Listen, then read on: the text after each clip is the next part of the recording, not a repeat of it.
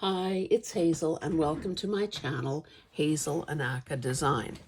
Now this video is going to be different in that it is my response to being tagged in the What's in a Name series that was put together, that is hosted by, that is the brainchild of Kara at Paper Confessions with Kara Mia and BB at BB's Closet Creations.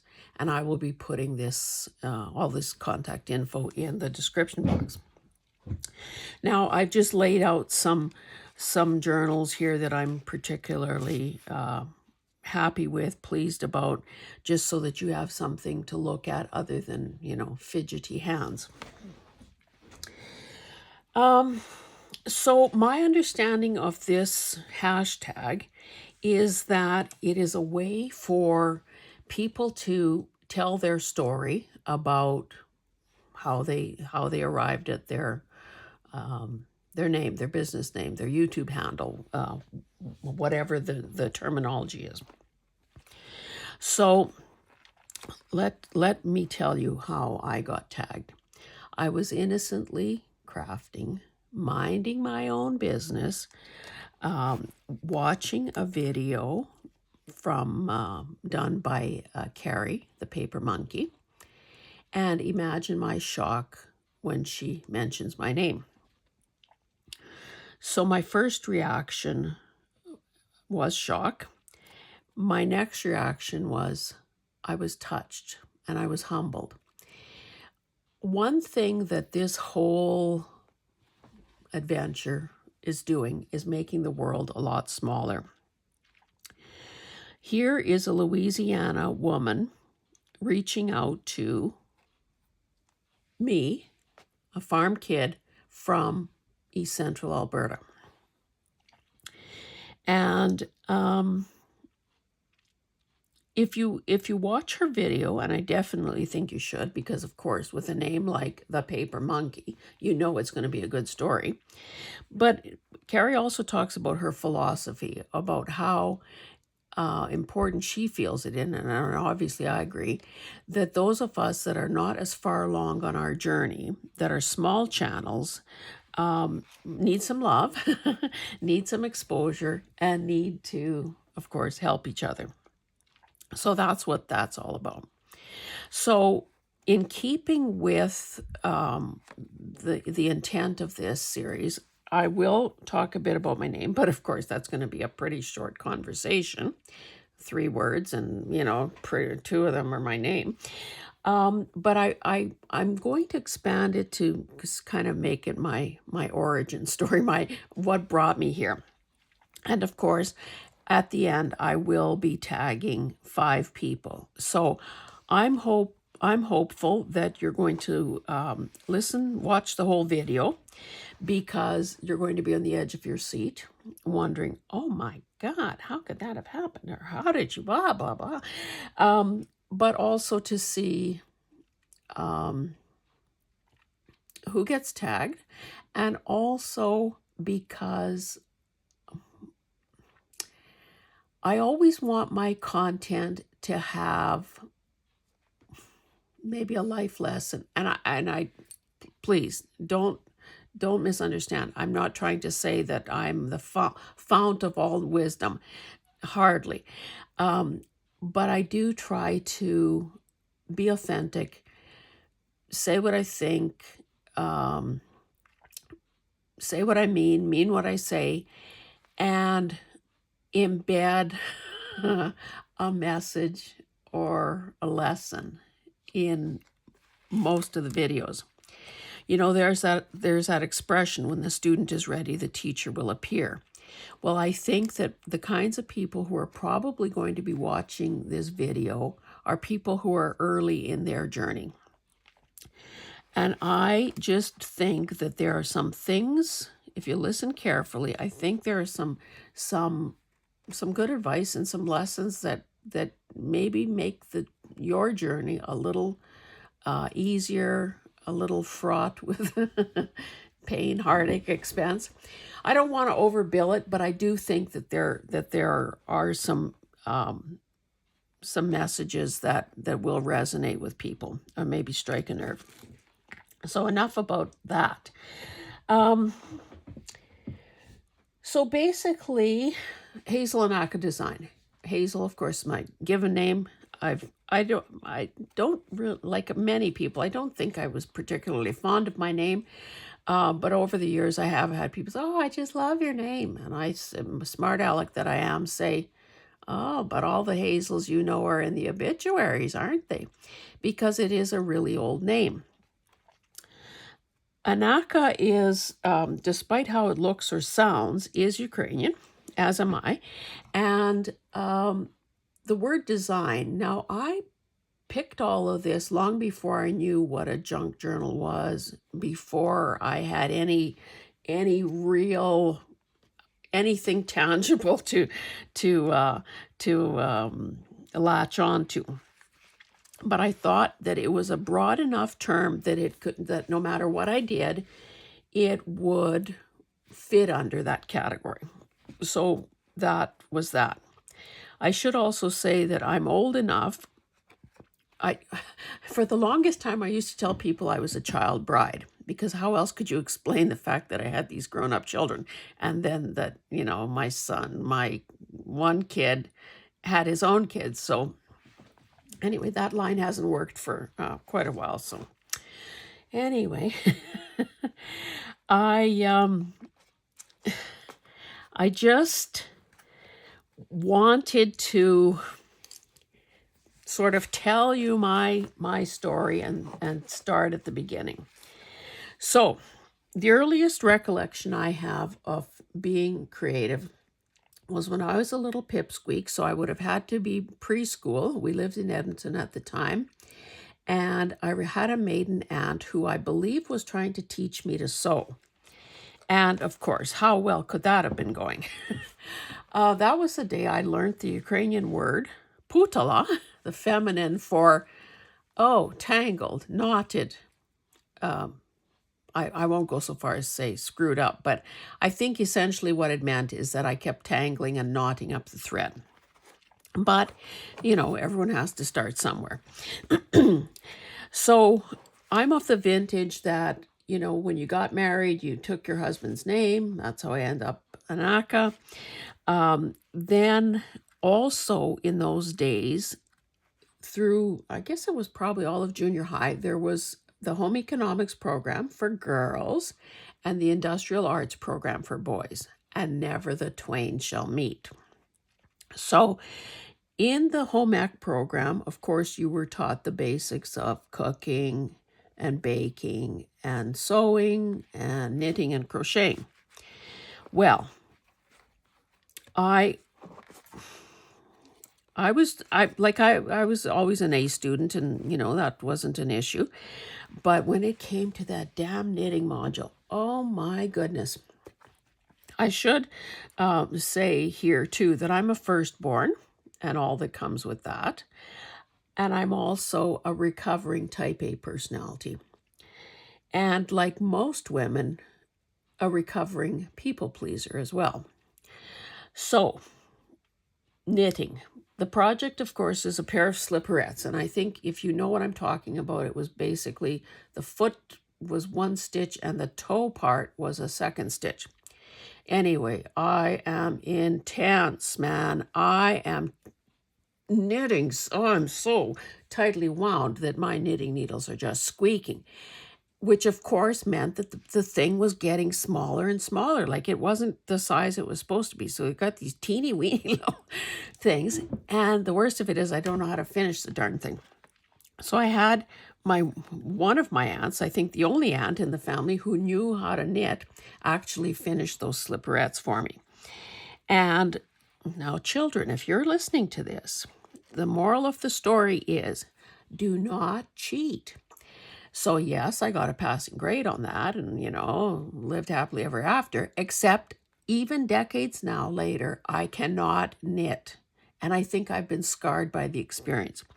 So there are no shortcuts, people. If you want to know something, you have to do the work yourself.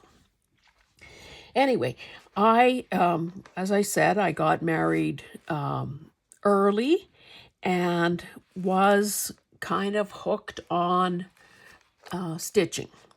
So for those of you who may not know, needlework is done on a fairly coarse canvas, and it's done, and what the fiber you're using is yarn. Cross stitch is done with embroidery floss on Aida cloth, typically. And being Ukrainian, I was doing all those traditional Ukrainian patterns. Petty point is done on a gauze, and typically, I think with most kits, is probably 3 threads. So you take a skein of embroidery thread or a piece of embroidery thread, and you split it into 2 bunches of 3, and so it goes. Well, believe it or not, I was even doing petty point jewelry. So on silk mesh that was so fine that it could be covered by a single strand of embroidery thread. So imagine a little design that would be 1/2 inch tall, or if it was something bigger, maybe 1 inch in diameter. Anyway, so I don't know if this is a clue about an addictive personality or a comment on my perseverance and stick-to-itiveness, or a crazy crafter, like, I don't know, but I would stay up way past my bedtime thinking, okay, I'm just going to finish this color. I'm just going to finish this piece of thread. I'm just going to finish that leaf or that part of the chart. Craziness. And yeah, anyway. So I, continue to do what I'm doing. I end up having 2 children in total. And when my daughter is about to start grade 1, I'm thinking, well, this is a time to, I'll have a little more free time on my hands. Maybe this is time to pursue some art classes. Now, I kind of had a gut feeling. I always thought to myself, boy, you know what? I bet you I could be a great painter. And you know what? As long as I never put brush to paper or canvas, I was brilliant. Oh yeah, I was brilliant. But I was also getting annoyed with myself because I thought, unless you actually take a class, unless you actually try your hand at it, unless you learn the basics, unless you find out if you even enjoy this, you're deluding yourself, woman. You're wasting time and potential by just talking about an idea instead of plunging in and going for it. So my kid starts grade 1. I start this basic course called Art Fundamentals, or Basic Fundamentals. And it was basically with acrylics. So the teacher, who is a relocated New York artist, credentials out the yin yang, all that. Anyway, she says, I'm not going to teach you how to paint pretty pictures. I am going to teach you how to see. And you're going to have fun. So as I'm driving home from the city week after week, I'm thinking, why the hell do I have a tension headache, and when is the fun going to begin? But it was clear to me that, like that kid of mine in grade 1, I too was a beginner. I was needing to make some friends, learn some new language, learn to manipulate new tools, learn some basic techniques. Don't forget I'm a type A. Don't forget I'm a firstborn. Don't forget I'm a people pleaser. And I think that regardless of how old we are, we want to please our parents, please our teachers, please our employer, please people in authority, people we respect or admire. And it was sort of making me crazy. To my credit, I did hang in there. I took that course and several more. I painted many I did many paintings, watercolor and acrylic. I've sold my work. I've kept my work. I've been involved in solo and group shows. And these are skills and life takeaways that will be with me till the day I die. I still have the tools, I still have the supplies. Now, I did end up having to have rotator cuff surgery on my shoulder. And if you know anything about that, it is a miserable thing to recover from. To get back to full function takes about a year. So that was basically my excuse for laying down my brushes. And I've only picked them up sporadically since then, but I can at any moment. So a little bit more about my background.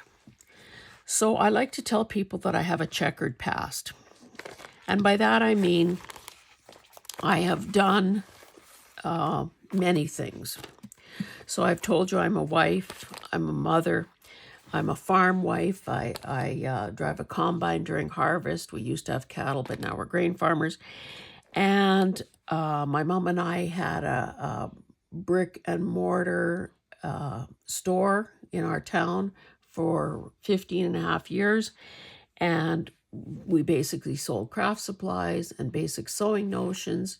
We did custom framing. I did fresh flowers, fresh and silk flower arrangements. And of course, you know, if you want to sell what you have, you kind of have to show how to use it. So taught classes to kids and adults.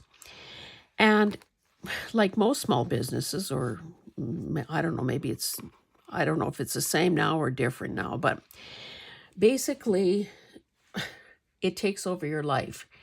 And you know, you're chief cook and bottle washer, and that means doing everything from cleaning toilets to buying inventory to pricing and merchandising it. We had 2 big windows and, of course, in-store displays, and I just loved doing that because it was a creative outlet for me. And, you know, bookkeeping and paying the bills, like everything, you just do it all. It was a huge life lesson. It is a skill set that you really, you know, that enriches one's life. And it was very much a creative outlet. But when my mom wanted to quit, of course, it was time to go on to something else. So I was listing some of the things in my resume. So I'm a fee justice of the peace, which is like with police, if police are laying a charge or need a search warrant, blah, blah, blah, that sort of thing, for decades. I've been a marriage commissioner, which means I can perform civil marriages. I'm a funeral celebrant, you know, the kind of person that would do a celebration of life. I have to say that's not very popular in this part of the world because people are, you know, like, we're surrounded by churches. And that's not to, you know, I'm a Christian, that blah, blah, blah.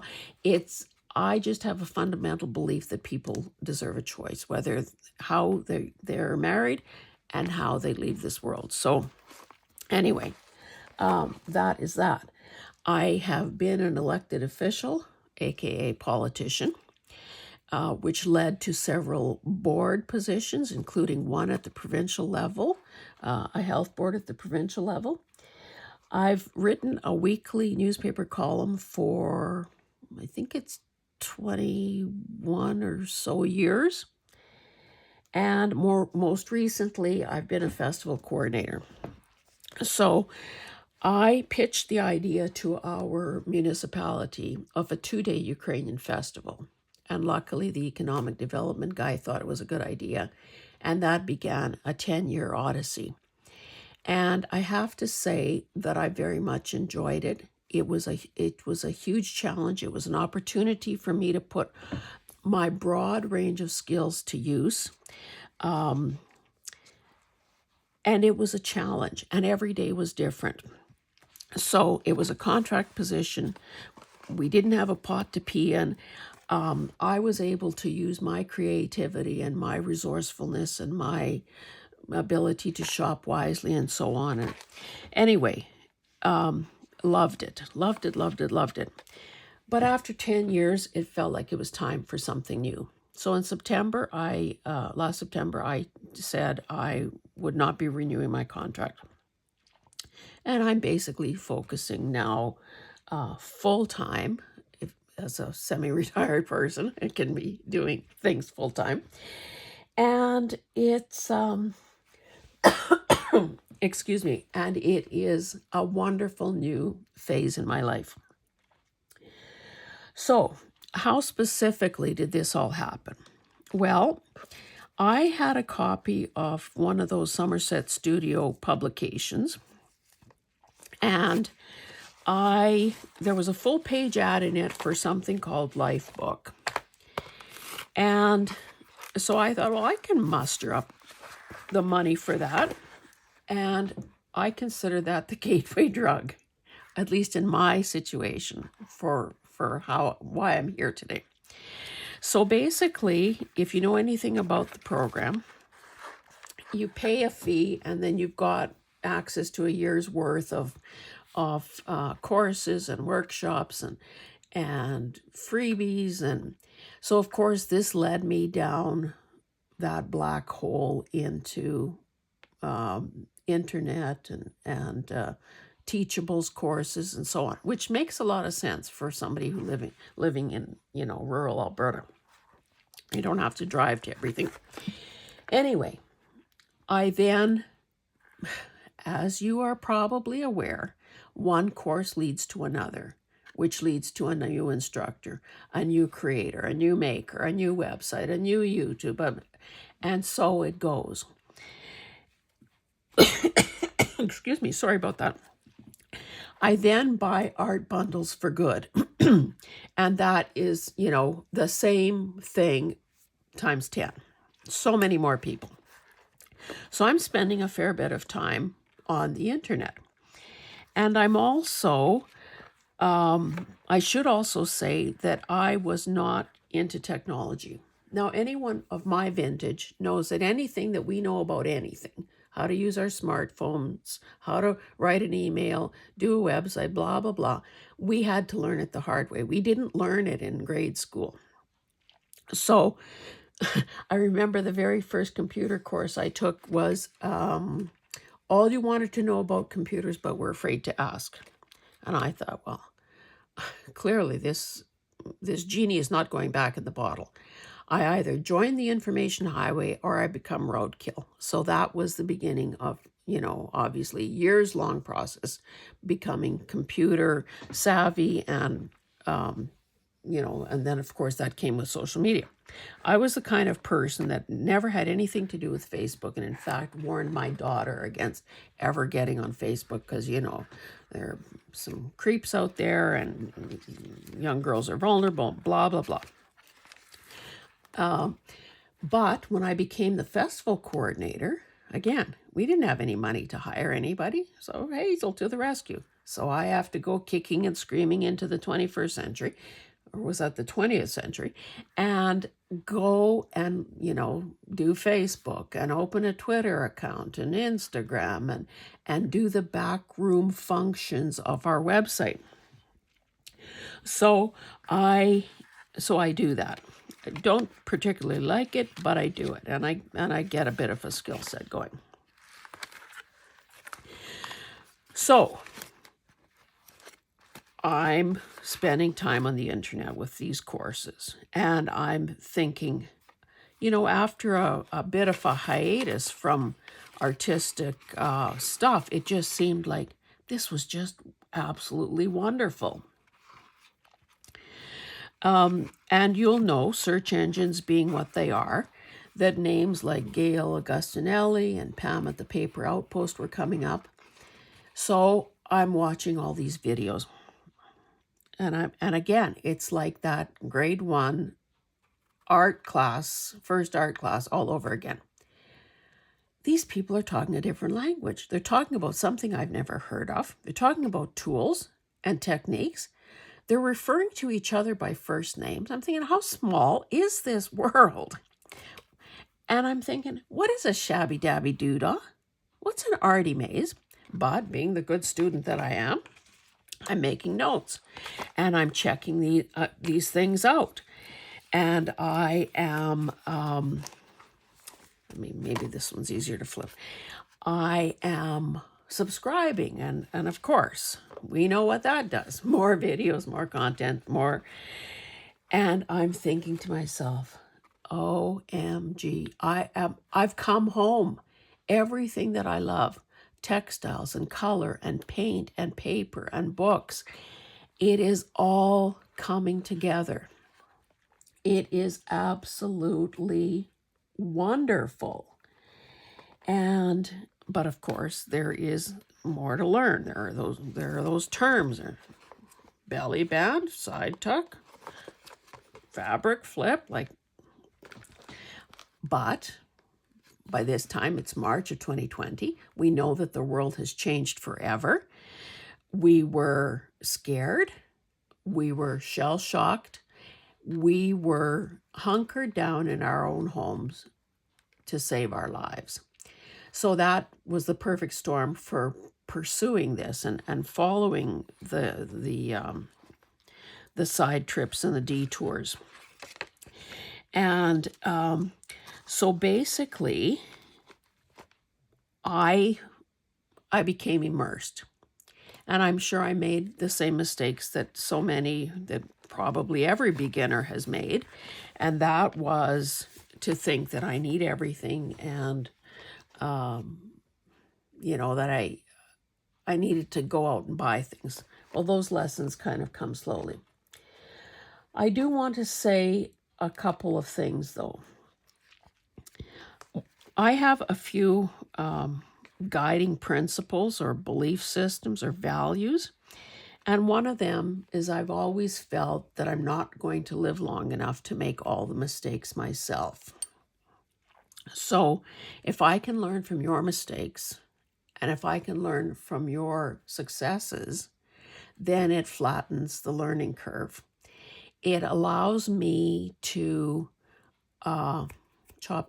get on with it and avoid the pain and expense and time that it takes in learning from one's own mistakes.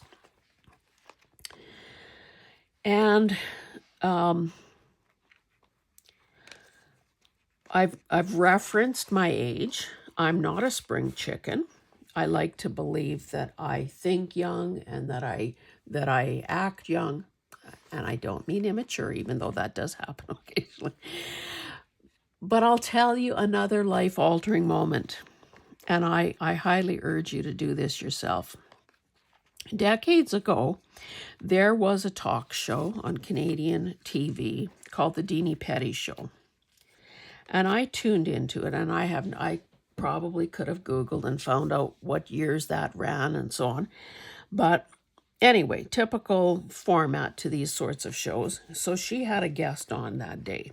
And I don't remember the man's name, and I don't know if he was an author. I don't know why he was there. But I do remember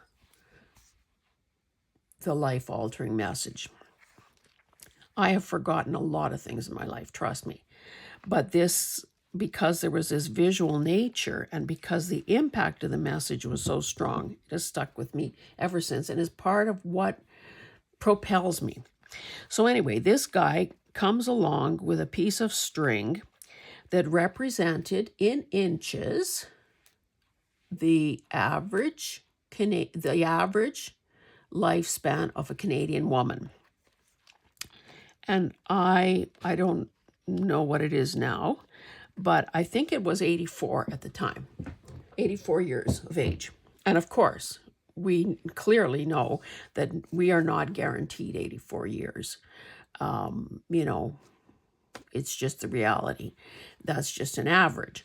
So some people, of course, will die much sooner. Some people will live much longer. Anyway, he obviously knew how old Deanie was because he very unceremoniously snipped off a piece of string that represented her life so far. And of course, she was left with another piece. And I thought, OMG. So of course, after the show, I pull out a piece of yarn, do the 84 whatever inches it was, and I'd lop off my piece of yarn at the age that I was at the time. And I thought, holy crap, I'm halfway there. And with there being dead, of course. So that is an important piece of information for anyone who is thinking, I'm going to do it when my kids are grown up. I'm going to do it when I lose 10 pounds. I'm going to do it when I get married. I'm going to do it when I get my new house. I'm going to do it when I retire. Well, let me tell you that though none of us can afford to wait for all of those conditions, all those attempts to align the universe happen for you. We, again, my personal belief, and you're free to take it or leave it as you wish. If we wait till all of those preconditions that we set are in place, nothing will ever happen. I'll give you an example. Studies have shown that if a woman is about to start a business, she will research. She will maybe apprentice with somebody who's already doing that. She will take courses. She will talk to experts. If there's a degree or certificate or credentialing of some kind that she can get, she will do that. She will ask questions. She will do everything humanly possible to prepare. And she will still feel like an imposter, and she will still feel inadequate. Men, on the other hand, will do a fraction of that, will just plunge right in, and with bravado and bluster, well, world, here I am. And so that ties in with what I said earlier. At some point, we just have to do it. So I said that I was in business for 15 and a half years with my mother. Well, the part I didn't say is that we opened the business 5 weeks after I gave birth to my second kid. Now, is that stupidity? Is that leap and the net will appear? Was that wishful thinking? Was that dumb luck? In hindsight, I was thinking, holy cow, what if she would have been colicky or sick and puny? What if she would have been a miserable little kid?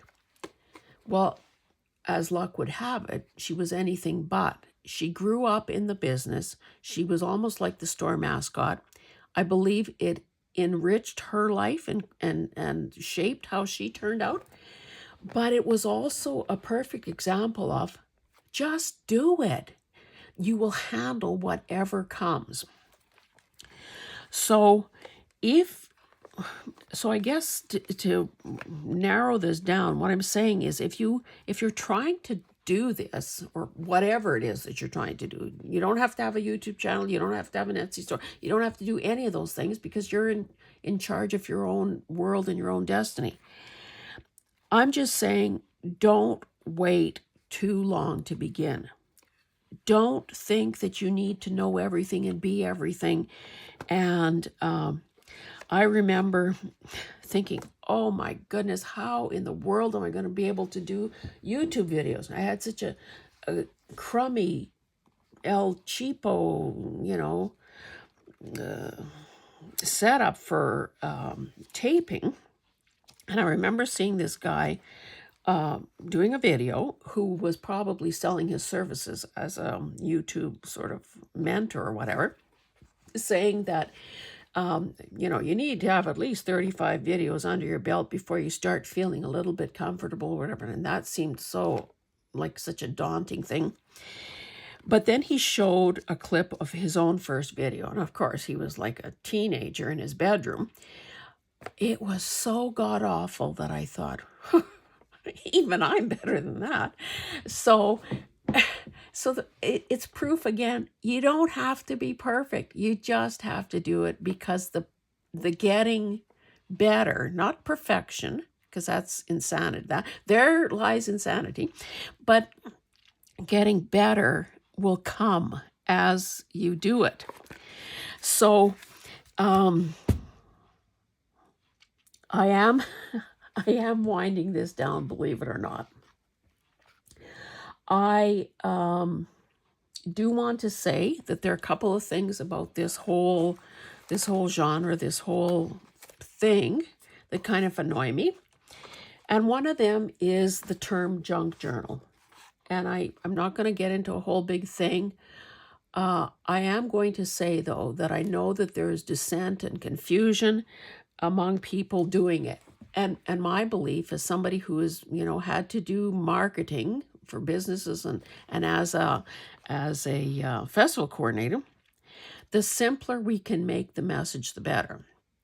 So if the very people engaged in doing this can't agree on what it is that they're doing, then how in the world can we expect Joe Public to understand or buy into the idea? Can we not just call it journal making, knowing full well that junk journals are a subset, just as are any other kind of journals? That's my one thing. My second thing is that we know, and part of the rationale for this whole what's in a name and putting the spotlight on some smaller channels is the fact that there are some very big names in the business, and clearly they don't need anybody's help. They probably did get help. Everyone had a first video. Everybody had a first day. Everybody needed a leg up. And so I guess what I'm trying to spit out here is that sometimes the most unique, interesting content is going to be found in those smaller channels, being done by those people who are just toiling away in the isolation and solitude of their own homes, doing what they love. And even though I have created some digitals in my Etsy shop and hope to get better at doing it, I'm not the sort of person, and God knows I've bought a lot of digitals from other people, but I'm not the sort of person who's ever going to print a whole kit and make a journal out of that.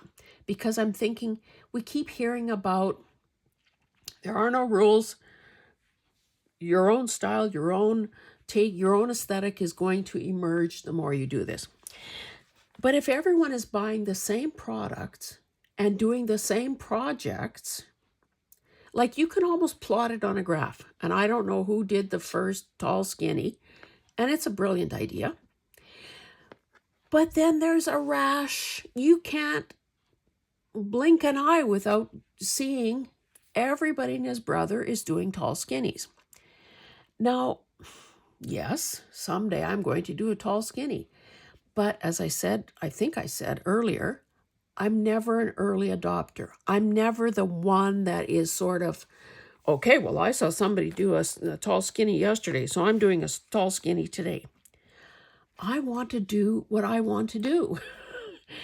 And I guess I'm just saying, don't compare. Don't compare your subscription numbers. Don't compare your Etsy sales. Don't compare your style or your proficiency. Don't compare any of that stuff to anybody else, because you will always find people who have better numbers than you do, and you will always be a block or two, a mile or two ahead of somebody who's just beginning. So it's all relative, and who the heck cares? Because we can only do our own journey. We can only do our own journey. We can only improve our own stuff, whether it's numbers or sales or quality or output or whatever. So that's my second little mini rant. And I'm thinking that I've almost said everything that I really wanted to say, with the exception of one thing. And I'm clearing the deck. Confession time. I've always felt that there was something wrong with me. I was never the sort of person who could, at the age of 8, okay, I'll tell you, graduate from high school, decide I'm going to save the world. So I go into the social service worker program and I'm going to help people. And I worked in the field for a while and I thought, this is just sucking the lifeblood out of me.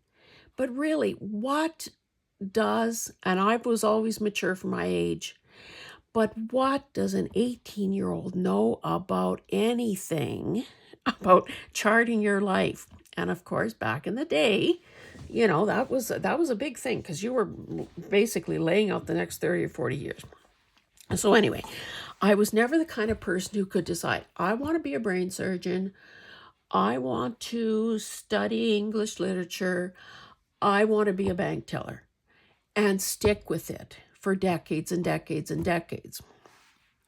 And I thought, clearly, there's something wrong with me. How come other people can do this? How come other people can make that commitment, stick with something, get the gold watch, and get the pension? Now, of course, that whole thing is now a myth because I think they say people will have on average 8 or 9 careers in their lifetime. But anyway, so I was house sitting for my daughter and I read a magazine article, which was basically a book review. And I thought, oh my goodness, this is me. This is me. So because I was in the city, before the sun set that day, I had a copy of this book in my hot little hands. It's called Refuse to Choose, Barbara Sher. And I don't know if I'm saying that right, but Barbara Sher. Subtitle here, use all of your interests, passions, and hobbies to create the life and career of your dreams. And I thought, okay, why do I start things and not finish them? Why do I, and people use the expression, oh, I'm like a magpie, I saw a shiny object, or squirrel. And then people sometimes, I think, when ADHD became a thing, I think people sometimes self-diagnose that, oh, I've got ADHD, that's why I can't stick with anything. Well, hey, not so fast. This book is probably the most important book that I have ever read and that I own. You can see that I've marked it with all these flags. I've underlined, and I dug this out to show you, but I'm also thinking it's time to reread it. Oh, is that the article? Not. It's not the one about menopause.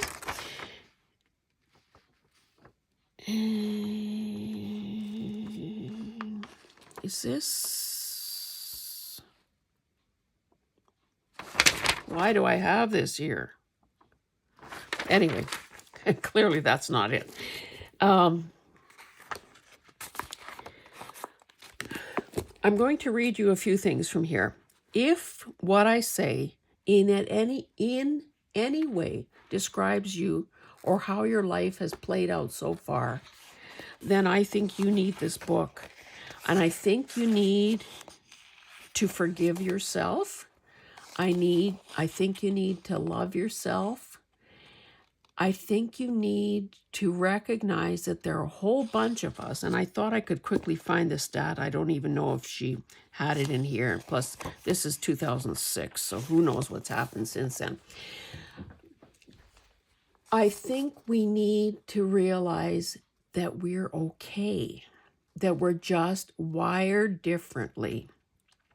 We have different needs, and my goodness, we're bringing a wealth of gifts and skill and contribution to the world. And we're not dilettantes, and we're not lazy, and we're not dumb, and we're not any of those negative things that we might have suspected of ourselves. Barbara Sher, by the way, is one of these people that she calls a scanner. So I'll pick a few of these things. I can never stick to anything. I know I should focus on one thing, but which one? I lose interest in things I thought would interest me forever. I keep going off on another tangent. I get bored as soon as I know how to do something. I can't stand to do anything twice. I keep changing my mind about what I want to do, and I end up doing nothing. I work at low-paying jobs because there's nothing I'm willing to commit to. I won't choose a career path because it might be the wrong one. I think everyone's put on this earth to do something. Everyone but me, that is. I can't pay attention unless I'm doing many things at once. I pull away from what I'm doing because I'm afraid I'll miss something better. I'm too busy, but when I do find time, I can't remember what I wanted to do. I'll never be an expert at anything. I feel like I'm always in a survey class. If you've ever said any of these things to yourself, chances are good that you're a scanner, a very special kind of thinker. Unlike those people who seem to find and be satisfied with one area of interest, you're genetically wired to be interested in many things, and that's exactly what you've been trying to do. But because your behavior is unfamiliar and even unsettling to the people around you, you've been taught that you're doing something wrong and you must try to change. But what you've been told is a mistake. You've been misdiagnosed. You're a different creature altogether. What you've assumed is a disability to overcome by sheer will is actually an exceptional gift. You are the owner of a remarkable, multi-talented brain trying to do its work in a world that doesn't understand who you are and doesn't know why you behave as you do. And unless you know who you are, you're going to agree with them. Not only will that be unfair and inaccurate, it could prevent you from developing your gifts and making your contribution to the world. The stakes are very high. Identifying yourself as a scanner means changing the way you see yourself in the world. It starts with understanding that you should stop trying to fit into the accepted norm at once and begin learning about who you really are. To help you build the productive future you were designed for, you need a set of instructions, and that's why I've tried to create in this book. Welcome to a new way of looking at yourself, and congratulations. The jury is in. You're not a dilettante, and you're not shallow, and you have been found innocent by virtue of mistaken identity. You are now free to stop being judged and live the life you've wanted all along. Now take a deep breath and let's start over. Yes, I'm definitely going to reread the book. I believe that there are, Barbara and I are not the only ones like this in the world. And I believe that if you think you might be one, a scanner, that is, or misunderstood, or trying to be the square peg that's fitting into a round hole, you owe it to yourself to beg, borrow, or steal this book. Well, don't steal it, but borrow it from the library.